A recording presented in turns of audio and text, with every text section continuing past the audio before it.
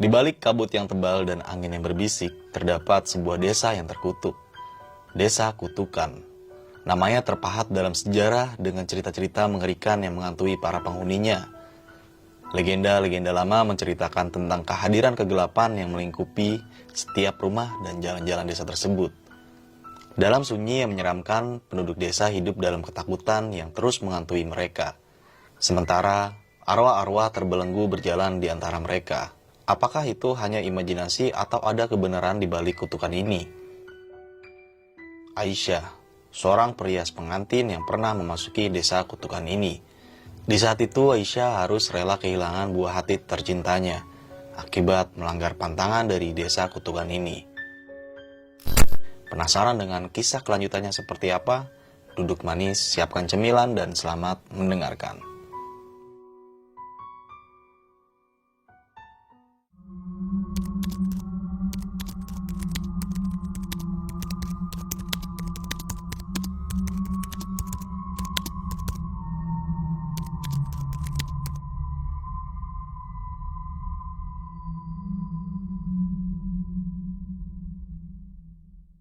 Assalamualaikum warahmatullahi wabarakatuh. Balik lagi nih di besok pagi. Kali ini bareng gue Bang Mange, pria gemoy tanpa bahan pengawet. Sebelumnya gue sangat berterima kasih banyak buat teman-teman semua yang udah mensupport, menonton dan mendengarkan besok pagi hingga sampai saat ini. Semoga teman-teman semua yang menonton selalu diberikan kesehatan oleh Tuhan Yang Maha Esa nih. Oke, sebelumnya narasumber gue pada malam kali ini udah pernah menceritakan sebuah cerita yang gokil banget sini tentang perias pengantin ya. Langsung aja nih gue sapa narasumber gue pada malam kali ini. Selamat malam Mak Official. Apa kabar nih? Selamat malam Mas. Aduh, Alhamdulillah sehat. Sehat Mak ya. Kesibukannya lagi apa nih Mak?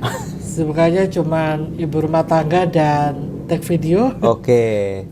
Nah pada malam kali ini Mak sendiri mau menceritakan pengalaman apa lagi nih Mak? Masih seputar profesi aku pada waktu itu Mas. Oke. Yaitu sebagai perias pengantin. Singkatnya itu kita dapat job di sebuah desa dan ternyata di desa itu ada semacam mitos kutukan. Oh.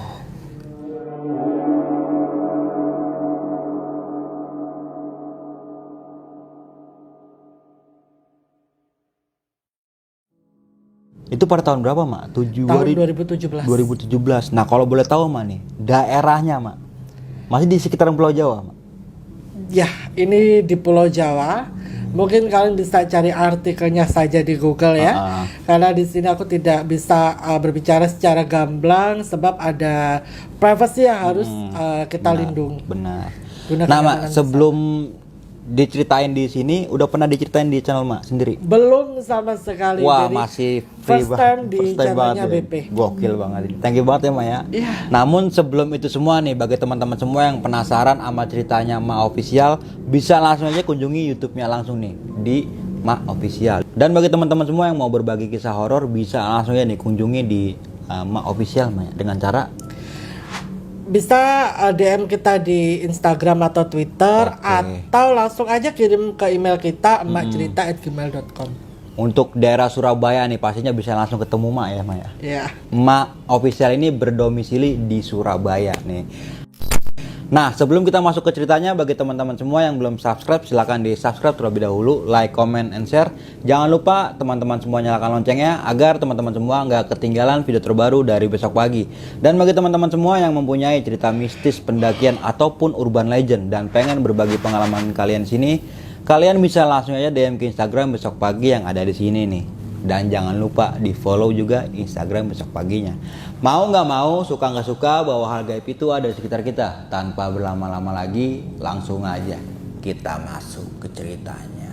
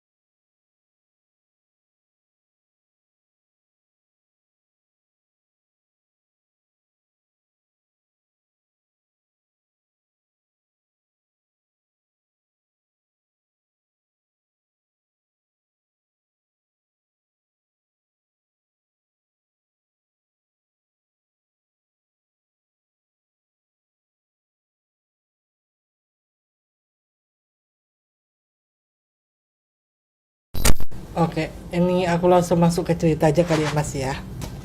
Jadi pada waktu itu kejadian ini terjadi di tahun 2017. Aku lagi dan lagi dikasih kesempatan untuk menjadi sebuah leader dan diminta untuk menghandle salah satu acara pernikahan dari klien kita. Dan di acara tersebut aku handle bersama keempat rekan kerjaku. Tentunya ada aku dan salah satu rekan kerjaku ini bernama Aisyah. Sebenarnya kita ini hanya berangkat berempat Mas. Ternyata pas malam hari H, maksudnya malam hari mau mendekati hari H, besok udah hari H gitu ya. Malam harinya ini tuh ada sedikit kendala ternyata. Dimana Aisyah ini tidak ada orang yang bisa dititipin anaknya. Jadi mau nggak mau Aisyah harus bawa anaknya.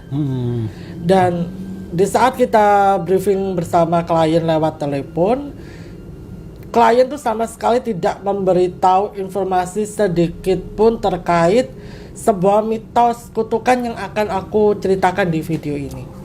Jadi di video ini aku akan menceritakan sebuah cerita yang berkaitan tentang mitos sebuah kutukan dari desa itu sendiri. Karena kita merasa tidak ada warning apa-apa dari awal, kita mikirnya ya udah pekerjaan kita seperti pekerjaan pada umumnya. Awalnya kita ini bos itu hanya beliin kita tiket 4 kan. Tapi ini harus ketambahan Aisyah. Anaknya Aisyah. Untung-untungan pada waktu itu adalah tiket gitu. Cuman ya resikonya salah satu dari kita harus duduk lebih jauh. Karena kan Aisyah kan dapatnya jauh Mas dari tempat duduk kita. Beda yang pindah ke ya? Tempatnya si anaknya Aisyah ini Dimas.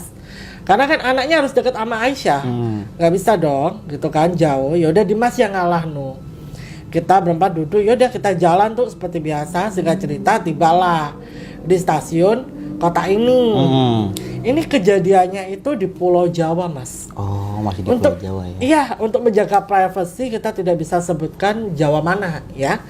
Mungkin ada dari kalian bisa tuh searching di Google, karena ya kemungkinan ada dong pasti artikel yang menceritakan terkait desa mitos kutukan ini. itu ya.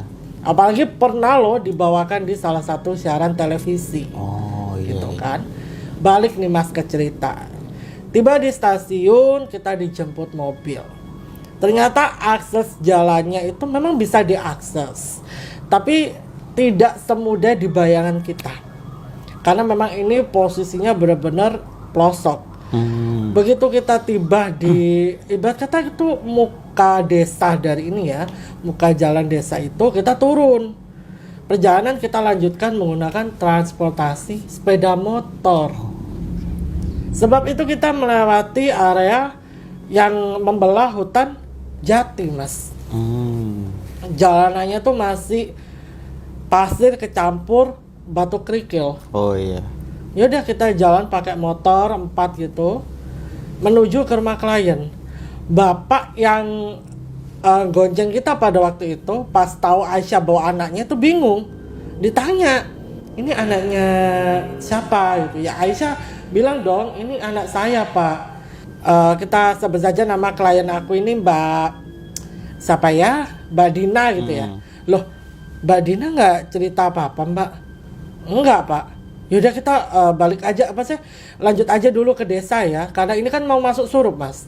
Kita tiba di situ tuh udah surup Mas, udah mau menjelang maghrib, matahari tuh udah mulai mau terbenam, kan pamali juga gitu loh. Yaudah kita lanjutkan tuh Mas, masuk ke desa. Tiba di dusun ini, itu pandangan warga udah sinis Mas sama kita. Bener-bener udah nggak enak dan kita pun ngerasa nggak nyaman. Aku sebagai leader, artinya aku harus bertanggung jawab. Termasuk menenangkan teman-temanku nih.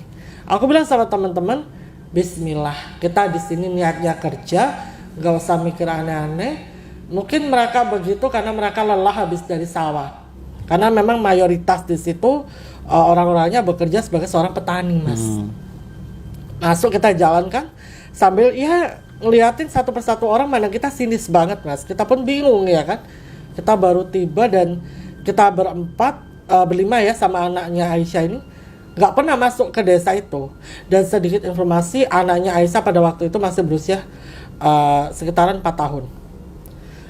Ya, 4 tahun. Dan pada waktu itu si Aisyah ini juga terpaksa juga kan bawa anaknya gitu.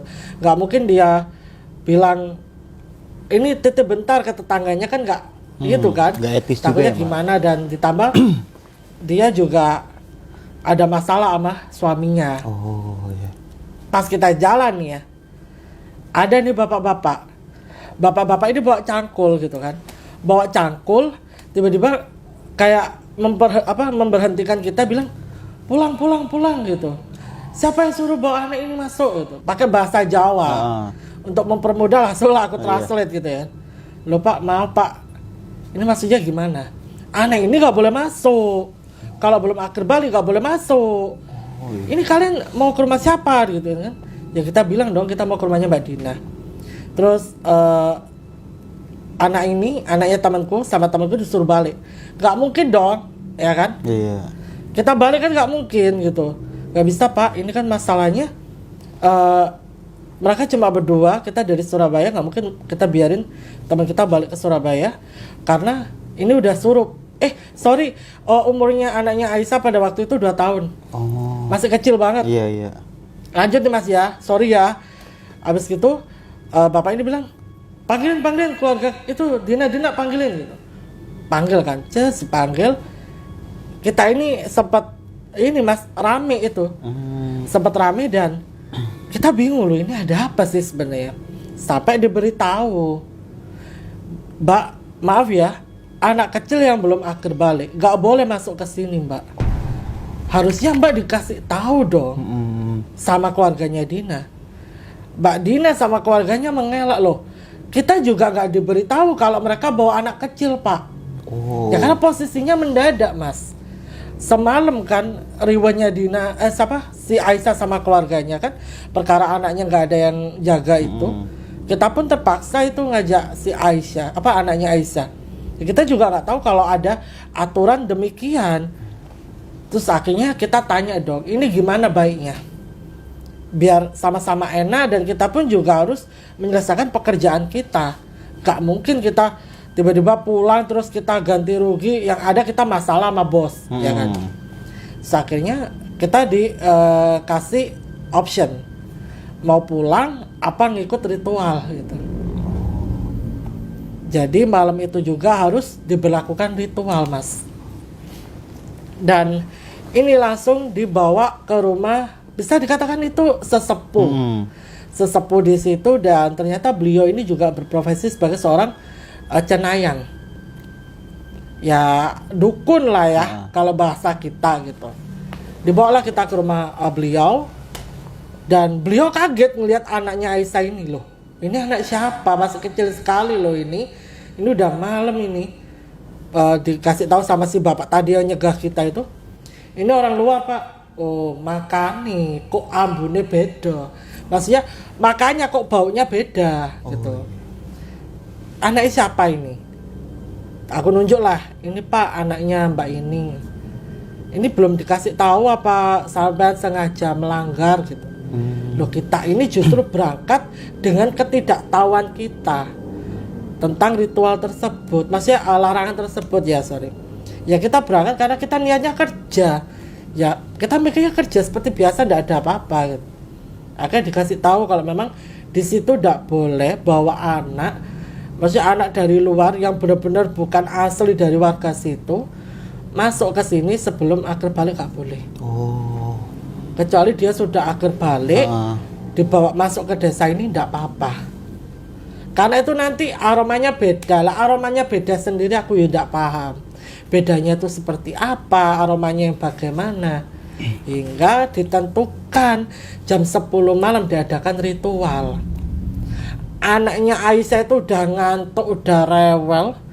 Sampai biar anteng itu kita carikan jajanan gitu, sama dibuatin susu sama ibunya.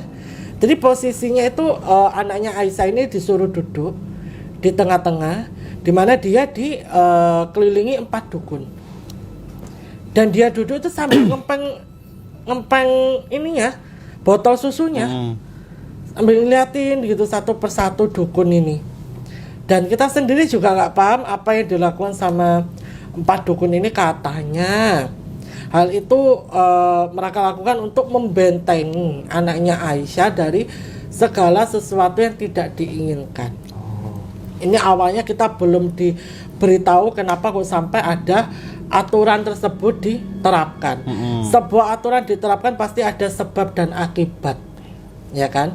Pasti ada sesuatu yang pernah terjadi di sana hingga hal ini diberlakukan. Kita masih diem di situ ngeliatin, bahkan sampai ada satu dukun itu tiba-tiba kesurupan dan suaranya itu berubah jadi perempuan, bersikap aneh, marah-marah, dan anaknya Aisyah ini hampir dicekek gitu mas. Kita bingung dong, kita maksudnya mau ngambil anaknya Aisyah nggak bisa mas, kita dilarang. Dan bapak-bapak ini bilang gini, wes babano aman gitu no, wes biarin aman piye, arek iki bahaya lho. Iku bapak kesurupan, wes to percaya aman. Kita coba percaya ya kan, sekalipun tuh situasi udah genting mas, udah rasanya ya Allah pengen pulang aja itu rasanya. Aku telepon Semi itu gak ada angkat, ditambah gak berselang lama itu terhalang sinyal provider. Tiba-tiba kita gak dapat sinyal mas. Aku, si Dimas juga gak dapat sinyal, si Mary gak dapat sinyal, Aisyah gak dapat sinyal. Udah, wes diem aja gitu ngeliatin anaknya Aisyah ini berlakukan ritual. Hingga tiba-tiba anaknya Aisyah ini kan, tadi kan si dukun yang kesurupan itu kan mau nyekek gitu kan, nggak jadi, nggak tahu kenapa kayak seolah-olah dia ini kayak apa didorong terus dia terpelanting ke belakang. Si anaknya Aisyah ini muntah mas.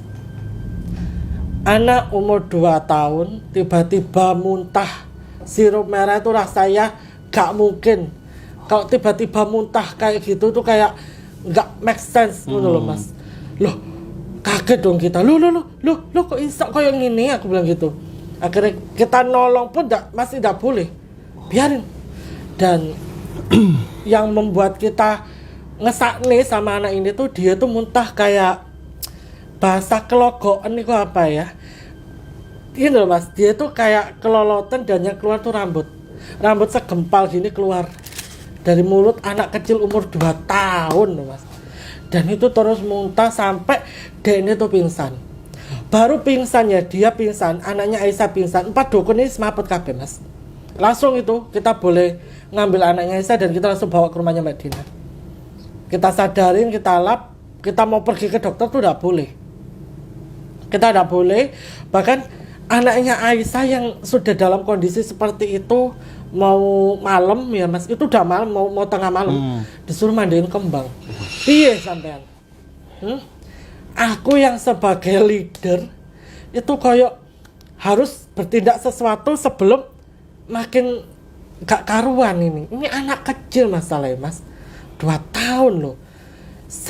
Tak pertegas ya, bu ngapunten. Serius mau dimandiin air kembang, ini udah mau tengah malam loh. Ini anak kecil, ini pakai banyu hangat itu gak apa-apa ya. Air dingin mas, yang diambil dari sumur yang udah ditutup di desa itu. Dan sumur itu dipercaya sebagai sumur keramat. Wah doa ini. Ya bosan anak Musa, Aisyah tuh udah nangis gak karu-karuan, ditenangin sampai Dimas, karena yang cowok cuma Dimas di situ mas. Jadi terus gini bu, ini piye enaknya, ini gimana enaknya? Ya kayak gitu mbak, harus dimandikan kembang ini, karena biar netralnya ada di dalam dirinya, sebab dia ini habis baru selesai dipageri. Waduh dipageri apalagi gitu kan. Kita yang awam dengan hal seperti itu wes iyo ae. Ya mungkin letak kesalahan kita juga di situ, mengiyakan segala sesuatu yang gak make sense gitu loh. Dimandiin. Itu anaknya Aisyah akhirnya sadar, dia tuh kademen, kedinginan gitu. Dan kita lihat tuh gak tega. Pas yang mandiin ini kan seorang ibu-ibu sepuh, mungkin beliau ini sudah berusia 50 tahun ke atas. Mandiin itu ndak langsung dimandiin mari ngono ndak. Pakai nyinden dulu.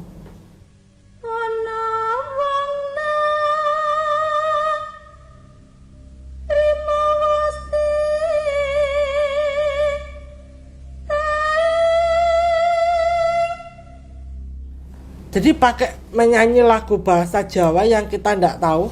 Kalau bahasa campur sari, maksudnya lagu campur sarian kan kita masih paham ya. Nggak tahu ibu ini nyanyi apa. Dan itu ya Allah mandinya tuh kayak lelet banget. Sedangkan anaknya Aisyah ini udah nangis kayak anak kedinginan gitu loh. Piye? Iki rasanya pengen tak guna kantor polisi ngono loh Mas. Pengen banget tak selesaikan di kantor polisi. Masalah satu kita nggak paham. Terus anaknya Aisyah udah dalam kondisi kayak gini, kita mau keluar desa itu udah boleh. Dan kita cuma bisa mematuhi apa yang diperintahkan sama warga di situ. Setelah dimandikan terus langsung aku nggak pakai lama, aku ambil handuk 2, tak bekep no anaknya Aisyah terus tak gendong. Karena Aisyah itu udah kayak orang apa Mas ya? Kayak orang mungkin dia keseper itu piye ya? Kayak orang Shock gitu Bu. shock ya, shock lihat anaknya kayak gitu kan, dia nggak punya tenaga, aku seng backup, tak tenangin anaknya tenang, minta susu kan dibikinin sama si Dimas, dibikinin susu, anaknya tenang tidur. Dan ibunya Mbak Dina bilang wis alhamdulillah hari ini gak apa-apa. Di balik serangkaian ritual gak paham itu ritual apa Mas ya, aku coba tanya lah. Pasti ada sesuatu yang pernah terjadi kok sampai ada ritual kayak gitu. Aku tanya baik-baik. Dan itu Aisyah sama anaknya tak suruh tidur. Kita ngobrol tuh Mas. Ngobrol bareng warga juga ada. Dan ada ibu-ibu tadi yang mandiin tuh juga ada. Kita tanya, kenapa kok gak boleh ada anak kecil dari luar masuk ke desa ini sebelum akhir balik? Kenapa? Ada apa? Hingga salah satu ibu-ibu itu mungkin menjadi perwakilan di situ paling yang ngomong, karena di sini tuh dulu pernah ada cerita Mbak, dan ini bisa menjadi apa ya, kayak akar dari mitos kutukan yang akhirnya terjadi. Mbak kalau gak percaya, warga di sini ndak punya anak lebih dari 2. Jadi warga di situ anaknya itu maksimal 2. Pernah ada satu kejadian seorang ibu-ibu, beliau sudah punya anak 2 tapi tahu-tahu dinyatakan positif hamil anak ketiga. Dan baru terungkap ketika kandungannya itu berusia 4 bulan. Sudah berusaha dibawa keluar desa, dibawa ke kota, dan beliau sama bayi yang ada di kandungannya ini sehat sampai melahirkan secara normal, tapi kersane Gusti. Begitu anak ini dilahirkan, itu masih nangis katanya, gitu. Tapi jelang beberapa detik kemudian anak ini meninggal dunia. Dan kalau menurut hasil pemeriksaan dokter tuh mengatakan anak ini kena serangan jantung. Arek baru lahir kena serangan jantung, yang ngapunten, aku kan nggak paham ya sama hal-hal medis. Cuman kok aku agak janggal gitu loh. Apa memang kutukan itu tidak bisa lepas sekalipun orang ini berusaha keluar desa atau bagaimana gitu kan. Dan dari situ kakeknya klien keluar. Kakeknya klien ini salah satu saksi hidup di kejadian pada waktu itu. Jadi Mas, di tahun 1944 dulu di desa itu tuh ada seorang perempuan yang dikenal sebagai dukun pelet. Jadi dulu tuh katanya banyak banget gundi. Gundi itu istilah untuk perempuan tengah malam. Ya. Jadi ada banyak sekali gundi itu datang untuk dipasangkan susuk dan diminta untuk dibuatkan ajian pelet untuk memikat bisa dikatakan Lawan jenis gitu Maya. Para pelanggan. Karena kan di sana tuh saingannya ketat katanya. Orang ini ilmunya kalau masalah pelet itu top tier katanya. Dalam waktu ibarat kata gak sampai 1 kali 24 jam udah manjur itu peletnya. Dan perempuan ini punya background story yang tidak mengenakan, dimana si perempuan ini itu pernah menjalin hubungan dengan seorang laki-laki. Terus dia mohon maaf gimana ya istilahnya ya, begini hingga dia hamil. Tapi si laki-laki ini nggak mau tanggung jawab. Hingga suatu ketika anak ini tuh udah beranjak gede. Dan kata kakeknya klien ini mungkin waktu itu usianya sekitar 5 tahun, 6 tahun, 5 tahun. Dia selalu bertanya sama ibunya, mana bapakku? Mana bapakku? Hingga pada waktu itu ada kepala desa. Kepala desa itu cerita nih mas ya. Di situ itu lihat, maksudnya kayak perkembangan di dusun itu bagaimana, di desa itu bagaimana. Si dukun ini, dukun pelet ini suka naksir sama kepala desa itu, dan dia punya planning kalau aku bisa membuat orang lain memikat lawan jenisnya, kenapa aku gak bisa memikat kepala desa itu. Jadi dia berinisiatif memikat kepala desa itu dengan ajian pelet yang dia punya. Dan ternyata kepala desa itu luluh sama dia. Hingga dia beritahu anaknya, itu loh bapakmu. Padahal itu bukan bapak biologisnya. Hingga Pak Kepala Desa ini terus datang ngasih semua yang dibutuhkan perempuan ini dan anaknya. Lalu kepergok istri sahnya. Istri sahnya nggak terima. Dan menurut cerita yang aku dapatkan, menurut sumbernya secara langsung ya, mengatakan kalau kemungkinan istri Bapak Kepala Desa ini memprovokasi warga. Memprovokasi apa? Membuat perempuan ini. Tapi kesalahan yang dilakukan warga adalah bukan perempuan itu aja, anaknya juga mas. Jadi di mana perempuan itu dan anaknya itu diarak ke tengah-tengah desa gitu. Kan di desa itu ada 3 dusun mas. Jadi diarak ke tengah-tengah desa situ. Dan yang pertama kali itu anaknya ini mas. Dan itu di hadapan perempuan ini. Perempuan ini sudah ditelanjangi katanya. Udah full pokoknya habis digini-giniin gitu sama warga. Ngelihat anaknya seperti itu, dia muntap. Di situ dia kayak ibarat kata bersumpah, mengutuk warga bahwa semua ibu-ibu yang ibarat kata belum punya anak lah, dia tidak akan bisa memiliki anak lebih dari 2. Dan andai ada anak kecil yang masuk ke desa ini dan dia belum akhir balik, si perempuan ini mengutuk anak itu akan meninggal dunia karena sukmo anaknya akan dimasukkan ke situ. Dia nggak rela anaknya meninggal di hadapan dia. Habis itu si perempuan ini dan dibakar. Wallahu alam. Setelah terjadi kejadian itu, kok sumpah yang keluar dari perempuan ini menjadi kenyataan. Karena pada waktu itu ada seorang ibu-ibu di mana beliau ini sudah punya anak 3 sebenarnya. Sebelum ada kutukan itu, beliau ini sudah punya anak 3 dan hamil kembali. Di saat usia beliau ini mau menginjak 40. Yang namanya orang hamil mau di umur berapapun itu kan hanya menjadi kuasa Allah ya mas ya. Itu perempuan hamil, ibu ini hamil. Tapi kersane Gusti, bayinya itu pas lahir gak selamat. Dan itu terus terjadi.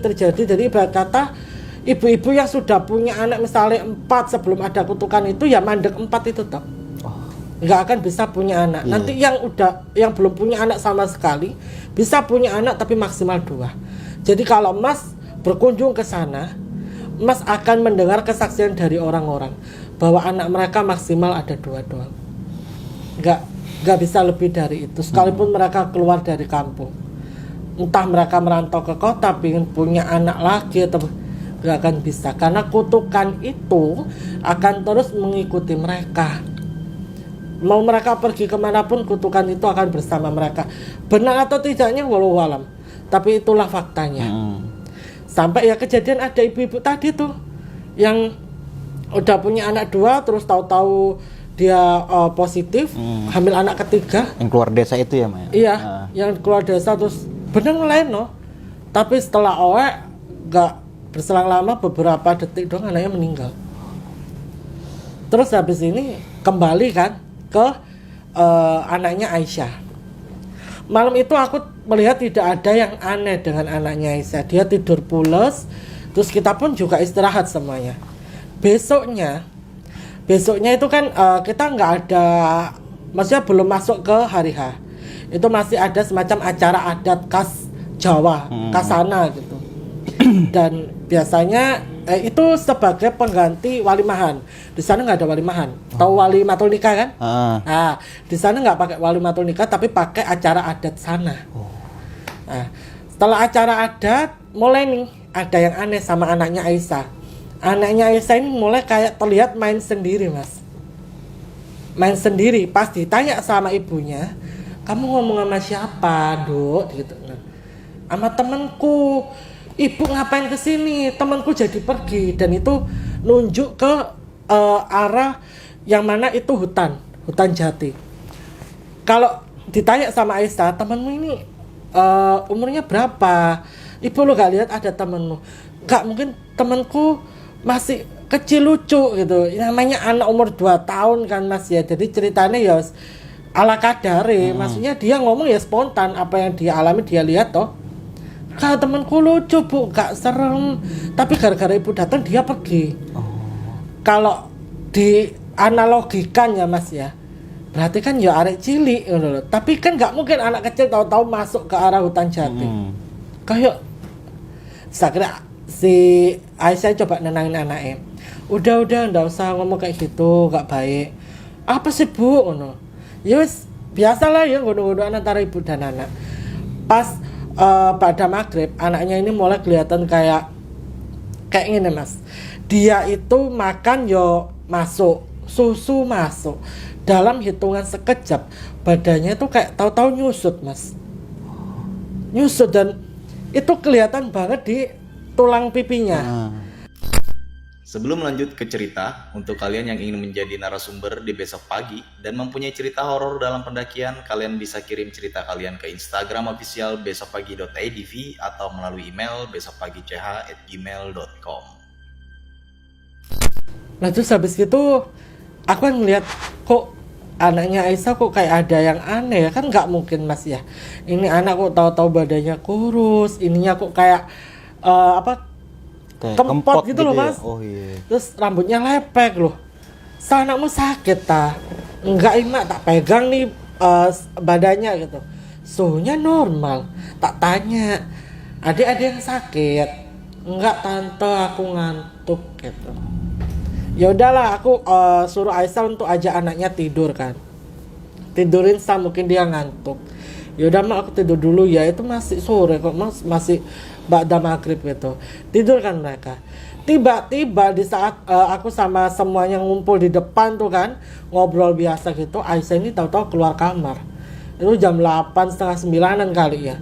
Keluar kamar teriak-teriak, Mak, tolong anakku, Mak, tolong anakku. Sik, tenang anakmu kenapa? Ayo Mak, aku digeret masuk ke kamar dan itu aku ngeliat si anaknya Aisyah ini udah posisi duduk sambil muntah-muntah. Persis pas di saat dia selesai di ritual sama dukun itu. Kok gini lagi ya kan, aku panggil lah orang-orang itu kan. Loh kok gini lagi? 4 dukun yang itu dipanggil tuh. Dipanggil detik itu juga dilakukan ritual di situ. Dan ternyata salah satu dukun yang ibarat kata ilmunya lebih tinggi dari yang lain tuh bilang, ini udah nggak bisa. Ini udah diincer ini. Bentar lagi udah udah berpindah gitu. Maksudnya Pak kan nggak paham ya. Anak ini kemarin ini sedo. Anak ini habis ini meninggal. Wih, aku Pak, bukannya disi kerso Pak ya. Maksudnya Pak bentar ya, ini bukannya mendahului kuasa Tuhan ya Pak ya. Kok Bapak bisa ngomong seperti itu? Tolong kalau ngomong tuh jangan sembarangan. Kan sama aja nyumpahin gitu kan Mas. Mbak, percaya aku, kalau kamu lihat anak ini masih beraktivitas tuh bukan anak ini. Kalau kita tahu, kita pasti pernah mendengar istilah sukmo. Iya. Nah, sukmo katanya anak temanku ini itu nantinya akan keluar karena memang dia ini sudah meninggal. Dan yang masuk, sukmo yang masuk itu bukan sukmonya. Jadi badannya tuh diambil alih. Karena ketika dia muntah darah, itu katanya dia ini sedang sakaratul maut. Tapi kita melihatnya dia biasa. Aku tuh antara percaya nggak percaya Mas ya, karena aku orang awam yang agak skeptis sama hal seperti itu sebelum aku masuk ke dunia seperti ini kan. Jadi aku mikir nggak mungkin, nggak akan ada hal-hal seperti itu kayak nonsense gitu kan. Tapi ternyata benar Mas, omongan dukun ini benar. Kita semua disuruh nungguin anaknya Aisyah di situ. Anaknya Aisyah tuh habis muntah sirup merah kayak gitu nih, dia tuh tiba-tiba diam gini Mas, cuma nunduk gini lihat ke bawah. Kita panggilin yang namanya kan, namanya kan Kenan gitu, Kenan gitu, nggak respon. Tiba-tiba nih Mas ya, kita dibuat kaget. Ini anak tahu-tahu gini, terus noleh ke arah kita, ketawa dan itu kayak bukan Kenan banget. Enggak, ini bukan Kenan, aku bilang kayak gitu kan.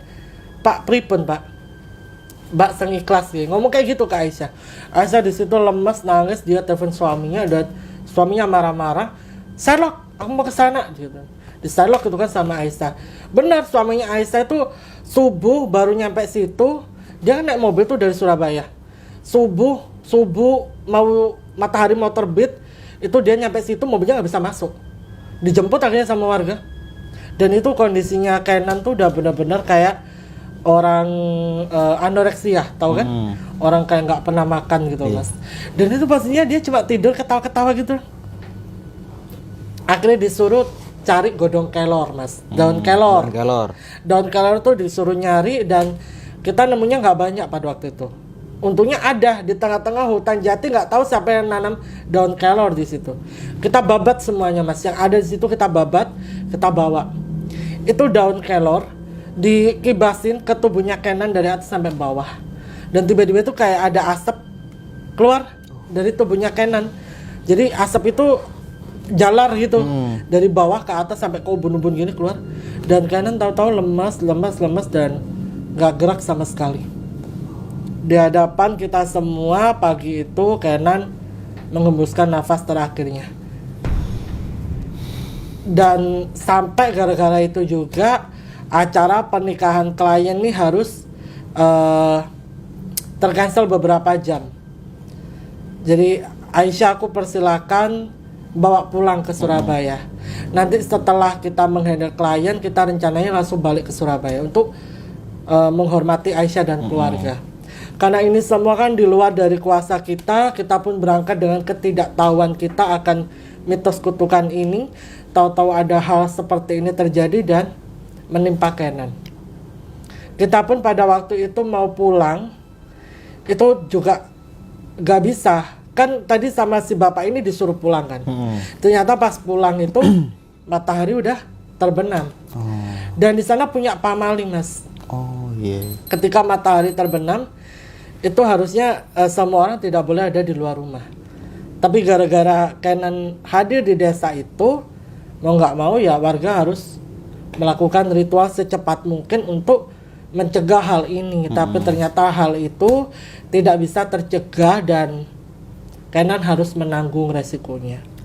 Anak kecil umur 2 tahun loh. Aku sampai ya Allah, antara aku yang berangkat dari seseorang yang awam dengan hal seperti ini, lalu dikasih pelajaran dengan hal seperti ini, itu antara percaya nggak percaya. Aku first time bawain cerita ini di YouTube-nya BP. Itu kebetulan tidak berselang lama, aku baru aja minta izin ke Mbak Dina untuk menceritakan hal ini. Karena apa? Karena dari sini kita bisa mengambil pelajaran. Benar. Pelajarannya apa? Kalian mau pergi kemanapun, cari dulu informasi seputar tempat yang mau kita tuju. Benar. Aman nggak? Sekiranya ada informasi apa, kita bisa ambillah informasi itu untuk kita evaluasi untuk ini pembekalan diri. Kalau Anda kata ada suatu larangan di sana, kita bisa menjauhi larangan itu. Kayak gini nih contohnya, kita berangkat dengan ketidaktahuan yang mana kita merasakan ya udah kita kerja seperti biasa. Dan Mas, mohon maaf, ini desanya itu benar-benar pelosok ya Mas ya. Tapi kalau Mas tiba di sana, orang-orangnya tuh seperti orang-orang yang ini Mas, berada. Rumahnya itu gede-gede Mas, megah-megah. Dan kita pun first time datang ke sana itu shock. Ini rumah pelosok ya. Klien kita bisa memakai jasa kita dengan nominal yang juga tidak sedikit. Kita mikirnya mungkin kalau mohon maaf TKW masih make sense gitu kan. Ternyata pas kita dikasih tahu background keluarga klien ini seorang petani. Tidak ada yang salah dengan profesi itu, ya kan? Dan tidak ada yang salah ketika klien ingin memakai jasa kita. Tapi di sana kan pastinya juga ada perias pengantin, yang mungkin harganya lebih affordable gitu kan ya, dan tidak terlalu menguras kantong, tapi kembali ke selera masing-masing orang.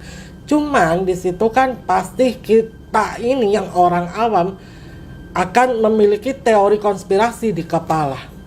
Ya, kita yang orang awam datang ke sana, belum lagi kita memikirkan masalah mitos ini. Dan itu jelas-jelas terjadi sama anak salah satu kru aku, hingga membuat anaknya ini meregang nyawa. Terus kita juga harus dihadapkan dengan teori, oh ternyata kita tidak bisa menganggap sepele orang yang berdomisili di sebuah pedesaan. Karena ini ada suatu fakta di mana ada desa dengan orang-orang yang rumahnya mewah-mewah. Gitu loh. Rumahnya mewah-mewah. Memang mereka itu tidak terlihat memiliki kendaraan roda 4, tapi jangan salah. Mobilnya itu dipakai di luar desa. Jadi di luar desa tuh ada kayak lapangan bola gitu. Itu lapangan bolanya nggak fungsi, Mas, dijadikan parkiran mobil. Jadi masyarakat di sana masuknya pakai motor. Oh jangan salah, itu mewah-mewah, Mas. Bahkan ada rumah itu yang di luarnya tuh pakai marmer. Udah tahu sendiri harga marmer berapa, ya kan? Kayak PIM pindah situ, PIK pindah situ. PIK ya. Wah kok. Tahu kan rumah-rumah di Pondok Indah? Udah kayak rumah Pondok Indah pindah situ. Misterius banget, tapi ya rezeki orang kan beda-beda ya, nggak ada yang tahu ya. Cuman dari profesi aku ini aku bersyukur banget aku dikasih informasi seperti ini, yang mana informasi ini belum pernah aku dapatkan sebelum aku terjun sebagai seorang perias pengantin. Makanya banyak banget yang bertanya, Mak, perias pengantin, aku juga perias pengantin, Mak, tapi belum pernah tuh ngalamin kayak Mak. Ya bersyukurlah kamu belum pernah. Benar. Kalau kamu ngalamin ada di posisi aku pada waktu itu, mungkin kamu bakal bingung banget. Apalagi kamu diutus sebagai seorang leader yang mana harus bertanggung jawab penuh tentang semua yang terjadi di lapangan gitu kan. Aku pun kayak gitu bingung juga, Mas. Kerja tuh sampai gak fokus pada waktu itu. Tapi balik lagi aku harus profesional, ada 2 tim lagi yang harus aku backup ya kan. Setelah acara klien kelar, kita balik ke Surabaya dan kita langsung ke rumahnya Aisyah, gak pulang ke rumah. Kita bermalam di rumahnya Aisyah, nemenin Aisyah. Karena ternyata Kenan itu juga belum lama dimakamkan. Kita perasaannya benar-benar campur aduk di situ. Sam sendiri tanya ke aku, kok bisa? Ya kita jelasinnya gimana? Ya udah kita ceritain aja apa adanya yang terjadi pada waktu itu. Dan kalau ditanya, misalnya kalian tanya, benar gak sih, Mak? Ya wallahu alam, tapi kenyataannya demikian. Gak mungkin dong aku mengarang suatu kejadian yang menimpa salah satu anak kru aku. Dan yang menjadi saksi bisu, saksi hidup pun masih hidup sampai sekarang. Alhamdulillah kakeknya klien ini masih berumur panjang. Masih diberikan umur panjang dan pada waktu itu menceritakan tuh kejadian yang terjadi pada waktu itu. Dan alhamdulillah juga Mbak Dina selaku klienku pada waktu itu memberikan aku izin, karena di situ aku juga menyertakan alasan aku membawakan cerita ini, yaitu tadi ada pelajaran positif yang bisa kita dapatkan. Karena setiap pekerjaan pasti punya resikonya. Benar banget, Mak. Pasti ada resikonya dan kita harus siap dengan segala resiko itu. Termasuk resiko di momen kerjaan pada waktu itu yang mana kita harus, ya dari situ juga, Mas, akhirnya kita berhati-hati banget, Mas, mau kemana itu kita cari info dulu nih, ada mitos apa nih, maksudnya ada cerita-cerita apa gitu ya di situ ada ya. peraturan apa nih yang harus kita larang, apa yang harus kita patuhi, apa yang harus kita jauhi dan segala macam. Tapi ya gak tahu kenapa kok kadang kita masih kecolongan. Ada aja kejadian yang kita alami. Itu biasanya kalau kebanyakan itu kesalahan dari tim aku. Mungkin kesalahannya tidak sengaja sehingga menimbulkan perkara dan segala sesuatunya. Cuman yang parah hanya beberapa. Tapi ya tidak bisa disebutkan hanya beberapa ya, karena menyangkut nyawa manusia, Mas. Mungkin kalian bisa dengerin sendiri di playlist YouTube aku kali, Mas. Ya mohon numpang nih ya. Iya, nggak apa-apa. Numpang promosi nih ya.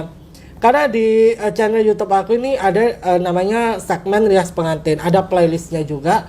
Kalian bisa dengerin di situ dan kalian bisa menilai sendiri kok bisa ya hal ini menimpa kita. Jelas ada beberapa perkara itu yang terjadi karena kesalahan kita. Ada juga perkara yang terjadi karena ketidaktahuan kita. Tapi kebanyakan itu karena ketidaktahuan kita dan kesalahan-kesalahan kecil yang tidak sengaja kita lakukan hingga menjadi besar. Gitu. Itu ada khusus playlistnya, Mak? Apa? Ada khusus playlistnya di YouTube, Mak? Iya, ada. Tentang rias pengantin itu? Rias pengantin. Oke, langsung aja nih. Gas. Dan buat Aisyah, keluarga, terima kasih sekali sudah mengizinkan aku untuk membawakan cerita ini yang awalnya ingin aku ceritakan di YouTube pribadi aku, tapi keburu aku bawakan dulu di YouTube-nya Terima kasih. Besok Pagi Channel, dan aku udah izin sama Aisyah. Terima kasih banyak atas izinnya Aisyah. Insya Allah Kenan sudah husnul khotimah, dia sudah bahagia di sana, dan semoga keluarga yang ditinggalkan diberikan ketabahan, kesabaran, karena bagaimanapun sekalipun cerita ini sudah berlalu ya Mas ya, sudah 2017, tapi kan yang namanya sosok seorang anak itu pasti akan selalu teringat di ingatan orang tuanya. Semangat Aisyah. Dan cerita ini tuh first time di sini, Maya. Iya. Gokil ini. Dan tadi juga sempat membicarakan tentang sebuah playlist yang ada di YouTube-nya Ma Official ya. Itu ada sebuah playlist yang dimana menceritakan pengalaman perias pengantin. Iya. Pengalaman seputar perias pengantin tuh artinya pas waktu itu aku masih kerja jadi di WU. Oke, berarti itu cerita dari Mak sendiri dan tim ya pada saat itu ya. Dan tim kerja aku pada waktu itu. Jadi dia Mak nggak sempat bukan cuma rias pengantin aja ya, Mak? Rias yang orang udah meninggal juga. Ada cerita narasumber juga yang dikirimkan dari narasumber hebat aku. Iya. Terus ada juga kiriman dari teman-teman. Pokoknya kalian masuk aja ke YouTube aku karena di situ ada banyak sekali playlistnya. Penasaran sama salah satu desa yang Emak ceritain tadi nih. Masih ada nggak Mak sampai sekarang Mak desanya? Desa ini ada di Pulau Jawa pokoknya Bang. Tapi sampai sekarang mungkin masih ada ritual itu Mak? Apa? Sampai tahun ini masih ada nggak ritual itu nih? Sepertinya masih ada Mas, dan masih dipercaya sama warga di sana. Karena memang setelah hal itu terjadi, ternyata kutukannya terbukti nyata, sehingga dari situ warga ini kan mau nggak mau ya harus melakukan sebuah ritual semacam tolak balak untuk mencegah hal itu terjadi. Dan ya jelas akan tetap terus dilestarikan turun temurun. Pasti kalau gitu kan. Dan dari kejadian itu juga sampai mereka ini mencari seorang yang ilmunya bisa melawan hal ini. Bisa menghilangkan kutukan itu. Ya itulah ketemulah 4 dukun itu. Dan 4 dukun ini sebenarnya bukan warga situ. Tapi disuruh bertempat tinggal di situ untuk membackup warga dari hal-hal seperti ini. Dan masalah tidak bisa memiliki anak lebih dari 2, wallahu alam. Tapi faktanya berkata demikian. Banyak kejadian yang kayak gitu. Banyak kejadian. Dan kita pun kalau mau nggak percaya ya itu kembali ke persepsi masing-masing orang. Tapi fakta berkata demikian di sana. Dan itu tadi sempat pernah cerita bahwa desa itu pernah diekspos sama salah satu stasiun TV ya, Mas? Iya. Berarti kan pernah masuk, pernah diekspos dan pernah dibahas di sebuah acara yang ada di salah satu channel TV. Dan pokoknya kalian bisa deh cari itu artikelnya di Google. Pasti akan ketemu entah artikel siapa yang membahasnya, pasti jelas akan ada dibahas. Yang namanya jejak digital tuh kan nggak akan pernah ada habisnya. Dan kalau masih nggak percaya juga, datengin aja langsung mah ya ke tempatnya. Cari aja ya. Cari aja. Pokoknya satu desa ini dihuni 3 dusun, dan 3 dusun ini kena dampaknya. Oh. Karena kejadian itu. Untungnya kok ya mereka bisa menemukan dukun yang bisa membackup mereka.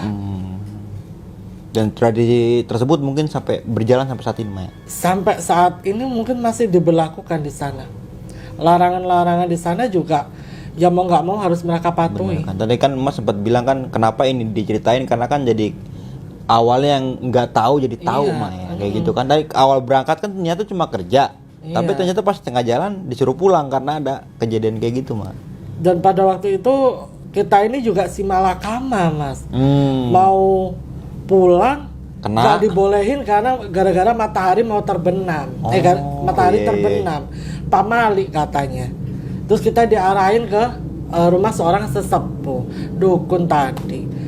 Nggak taunya berakhir seperti ini. Lah kalau tahu berakhir seperti ini mungkin kita bisa pulang, bisa jadi alurnya bisa berbeda. Bisa beda ceritanya, Mak, Ya, kalau kayak beda gitu. cerita. Tapi kan ya kita kan bukan Tuhan gitu loh. Maju kena, mundur kena ya kalau kayak gitu, Mak. Bingung Iya, juga. bingung juga Akhirnya sih kalau kayak sampai, gitu.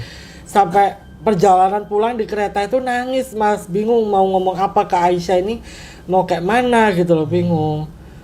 Dan untungnya Aisyah juga tidak mau menyalahkan sana sini, mungkin memang ini sudah menjadi Takdir Tuhan garis ya, Maya. takdirnya Kenan, ya nggak tahu juga kita.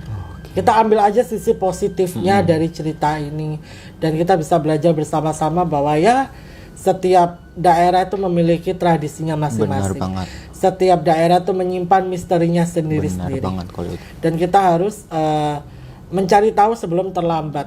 Sebab di mana bumi dipijak, di situ langit dijunjung. Walaupun kita nggak percaya sama ada gitu-gituan, idah kita ikutin aja, Mak, untuk menghormati. Karena itu bentuk menghormati tradisi yang benar. sudah diberlakukan turun temurun. Benar. Dan mungkin sekarang Kenan udah bahagia, Mak, di Insya Allah, amin. sana nih. Dan sama satu lagi nih tentang sebuah kejadian yang tadi kan Emak sempat bilang nih, di desa itu rumahnya itu gede-gede ya. Iya. Padahal minoritas. Padahal mayoritas warga sekitar itu petani. Iya. Oke. Tapi kembali lagi ya, rezeki manusia nggak ada yang tahu. Tapi emang itu kebanyakan. Udah bukan kebanyakan, Emang rata-rata sana kayak rumahnya gitu? sama semua. Oh. Udah mewah-mewah. Bahkan kalah nih rumah di rumah aku. Beneran.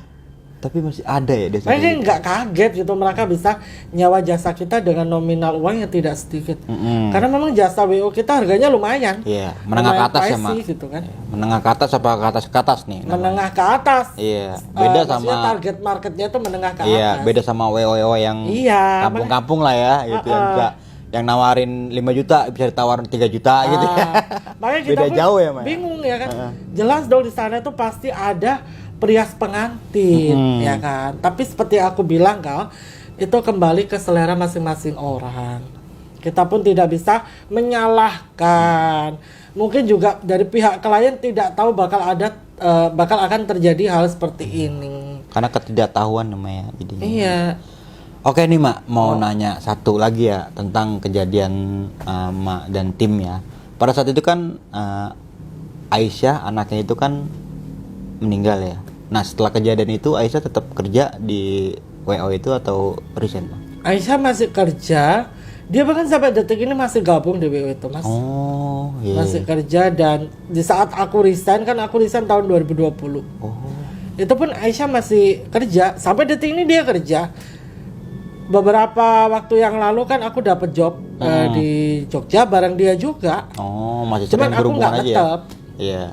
Cuma kayak apa, freelance lah. Freelance, Iya, iyalah. iya, benar. Saya lumayan juga gajinya gitu.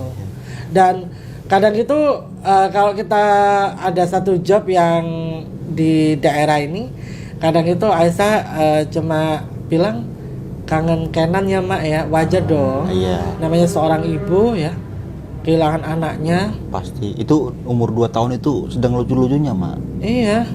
Udah itu aktif banget Iya. Kenan itu udah. dia tuh baru belajar mengenal kayak oh ini makanan ini, oh ini enak, oh ini gini, oh bikin rumah itu gini. Lagi aduh, ya Allah, umur manusia gak ada yang tahu ya Mas ya. Mungkin Allah lebih sayang Mak kalau kayak gitu ya. Oke nih Mak, sebelum kita mengakhiri video kali ini punya pesan-pesan buat teman-teman semua. Atau mungkin mau promosiin YouTube lagi nggak apa-apa? Enggak, pesan aku cuma simple, ayo dong subscribe channel Besok Pagi Channel biar lebih berkembang luas, Amin, bisa amin, memberikan amin. manfaat untuk banyak orang, mengedukasi banyak orang, menambah informasi untuk banyak orang, dan mungkin boleh juga nih aku numpang Boleh promo dong, ya. Jangan lupa subscribe YouTube aku karena insya Allah akan banyak pelajaran-pelajaran yang ingin aku sampaikan ke kalian. Mungkin buat kalian yang udah nonton video aku tahulah bagaimana cara aku membawakan video. Oke, pasti akan ada pesan dan pesan di akhir video yang aku bawakan.